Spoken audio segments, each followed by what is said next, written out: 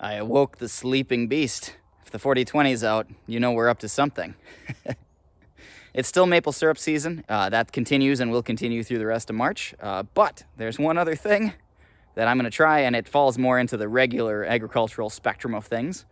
I'm hooking up to the grain drill, which normally you would not see out in March. But we are actually going to get some cereal rye, and we're going to do some frost seeding. So tomorrow morning, Dad and I are going to run over to our seed supplier and pick up 15 bushels of cereal rye. The reason for this is that we, at the end of corn harvest last year, didn't put a cover crop in following our corn harvest. We had, if you'll remember, the cover crop that was interseeded into the corn, but all of that was designed to die off and winter kill with the cold temperatures. So what we're going to do is we're basically going to apply the seed with the grain drill in the early morning hours when the ground is still frozen or at least stiff so that it's not so muddy out there and we're not ripping things up. Basically, the grain drill is not going to put it in the ground. It's just going to surface seed and meter out that seed. And then cereal rye, the nature of it is that it will come up as long as there's some moisture on the ground surface. And now is about the perfect time to do it because we've got a little less than 50% snow cover. I might have wanted to get out there a little earlier, but we do what we can. Timing on a farm is tough to figure out sometimes. At any rate, that's what we're going to do. The reason that I decided to do this frost seeding is that we're going to put the cereal rye on at about 40 pounds per acre. It's not going to be a super heavy application. There's one cornfield we're not going to cover crop because we're going to put it into teff grass this year, and I don't want to precede the teff grass with cereal rye. But everything else is going to go into soybeans, and establishing a good cover crop ahead of soybeans and planting green is a really nice way to encourage the soybeans to get a little extra height for doing no-till. And also, we're pulling up any extra nitrogen that would be left in the soil after the corn crop. So it should encourage the soybeans to nodulate better. For those of you who don't know or aren't familiar with soybeans, they're a legume, so they establish nodules on their roots, and they fix nitrogen from the atmosphere on their own.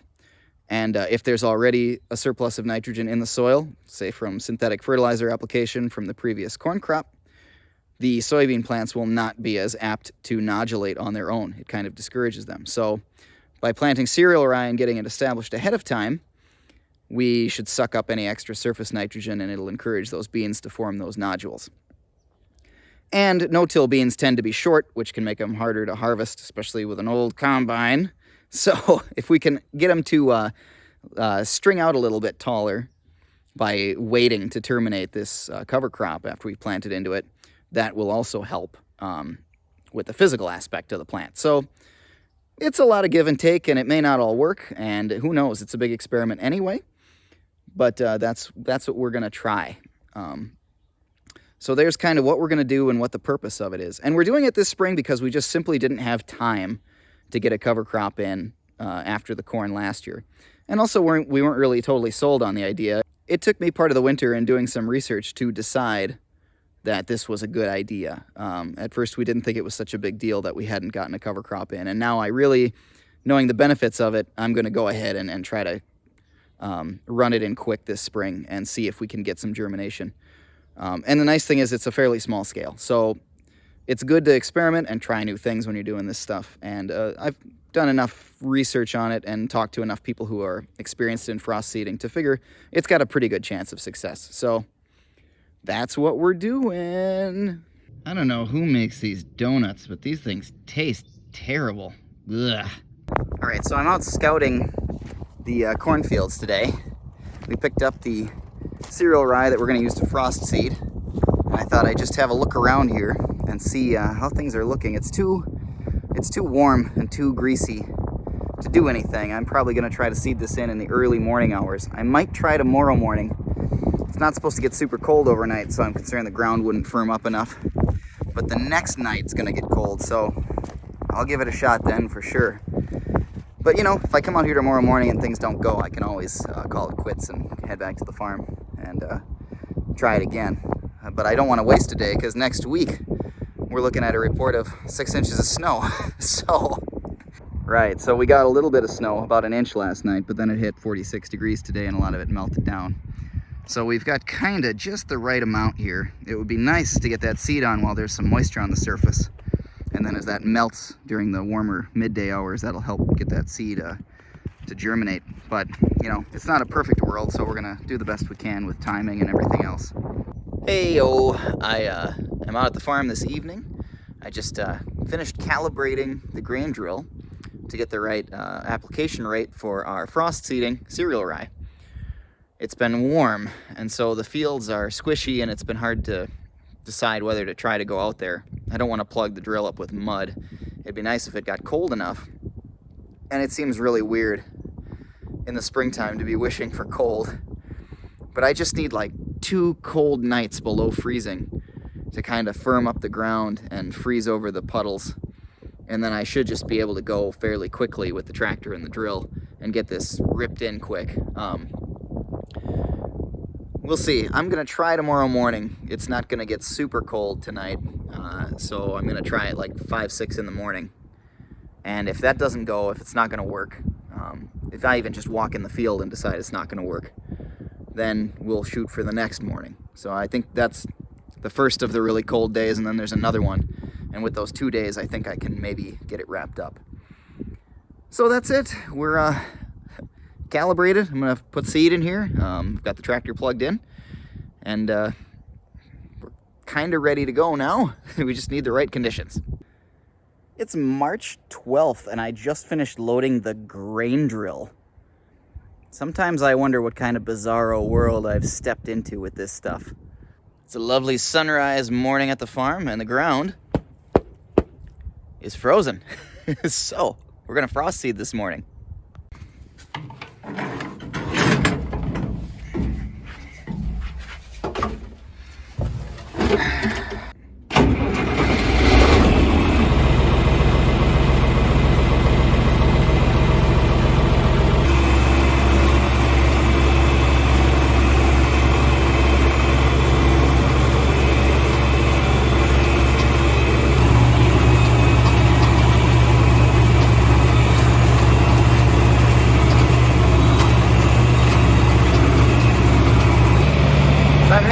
Interesting looks from people going by on the road.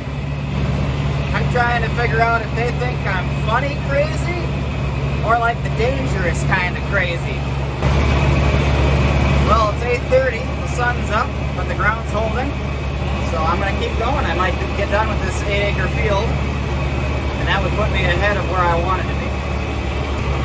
And let me tell you, there's never any harm in being a little ahead of where you want to be. All right, it's morning number 2 of frost seeding. I got about 11 acres done yesterday. I got a lot more done than I thought. So today I've got about 8 acres to finish up. Shouldn't go too badly at all. It's really cold this morning, so the ground froze nicely, and I've been able to get through some wet areas where I wanted to get some seed down, and couldn't really get through them yesterday at the end of the day, at the end of the morning, before it warmed up and the ground got soft. So we're trucking right along here. We should be done pretty soon. And then it's just a matter of waiting to see what comes up. Well, I'm all finished up with my frost seeding, except for a few areas that I need to hand sow yet. There were some really wet spots from last year that even now I couldn't get through with the tractor. It's too squishy and too rough. So I'm just gonna hand broadcast a little bit of seed out in those spots, and I'll be all done. I wanted to take kind of a minute here and talk about, you know, the cover crop thing in general and why we're doing it, and why we switched to no-till. Just to include it in this video, give some reason for why I'd be out here with a grain drill in March putting seed on the ground. Maybe what I can do is show you a couple of things here. You'll notice the swale here, and it gets worse and worse the further along we go. Erosion.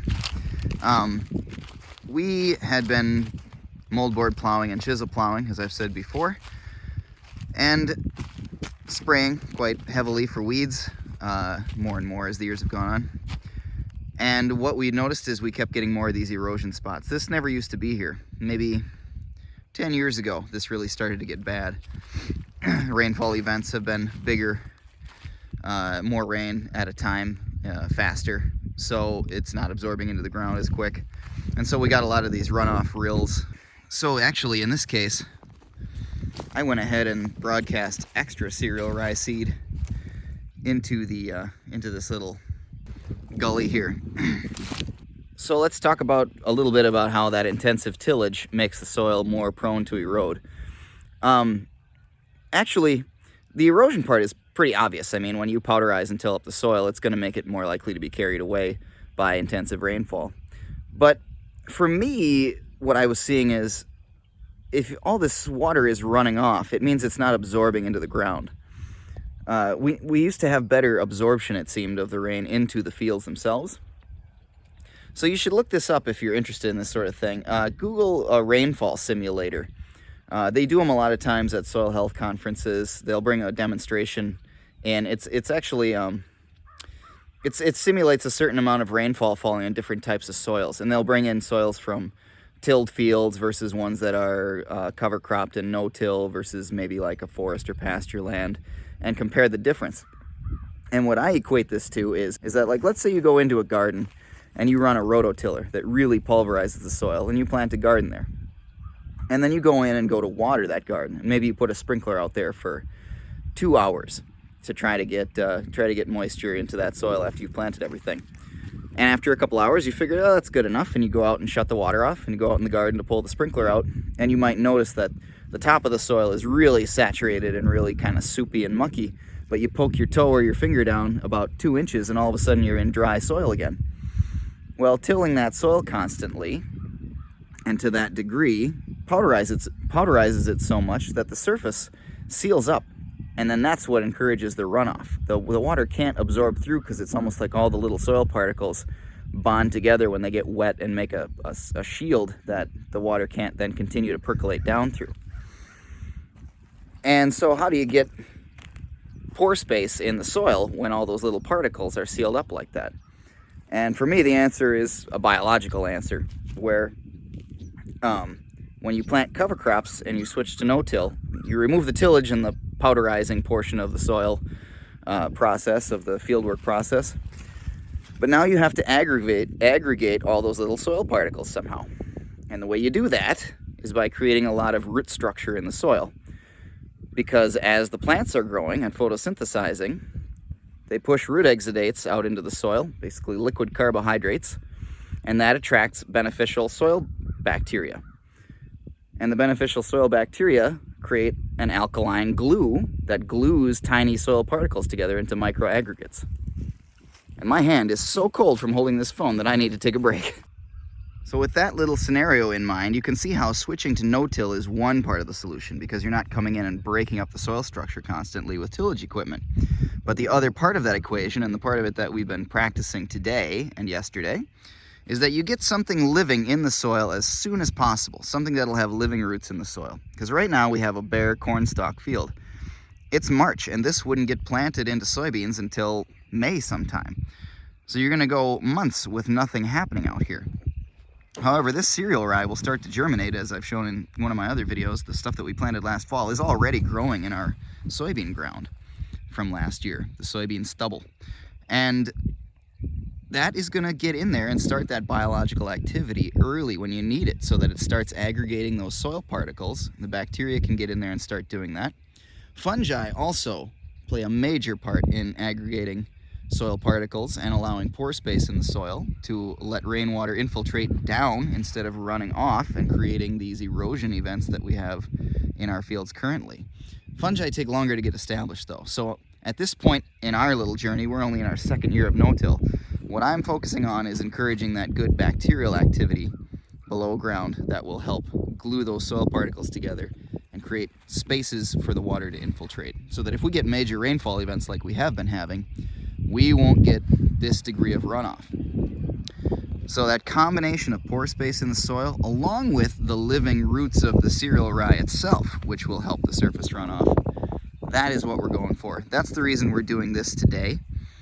And then also, if it happens to be a dry spring, having something growing here and not having this bare soil exposed to the direct sunlight, having the canopy of the cereal rye crop will help keep the soil mellow and keep moisture in the soil and keep the soil temperatures moderated, so they're not swinging up and down with the direct sunlight in the warm spring days.